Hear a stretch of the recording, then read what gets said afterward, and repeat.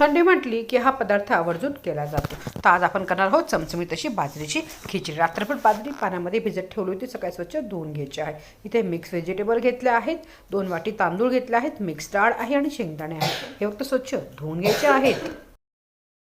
भाज्या घेतल्या होत्या तर मी व्यवस्थित फ्राय करून घेतल्या आहेत. त्यात टाकणार आहे लाल मिरची पावडर, थोडासा काळा मसाला, धना जिरा पावडर, अद्रक लसूणची पेस्ट आणि मीठ.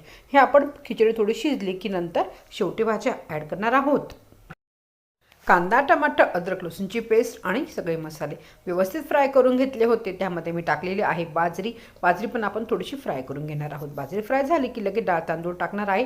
डाळ टाकून तांदूळसुद्धा थोडे फ्राय करायचे आहेत. त्यामध्ये टाकायचं आहे 3 ग्लास पाणी आणि 4 शिट्ट्या होईपर्यंत खिचडी शिजून घ्यायची आहे. आता ह्या टाकणाऱ्या फ्राय केलेल्या भाज्या मिक्स करायचं आहे. 5 मिनिटं वाफेवर शिजून घ्यायचं. याने काय होणार, ज्या भाज्या आहेत ना छान तशाच राहतील, त्याचा गचका होणार नाही. इथे बाजरीची खिचडी रेडी झाली आहे.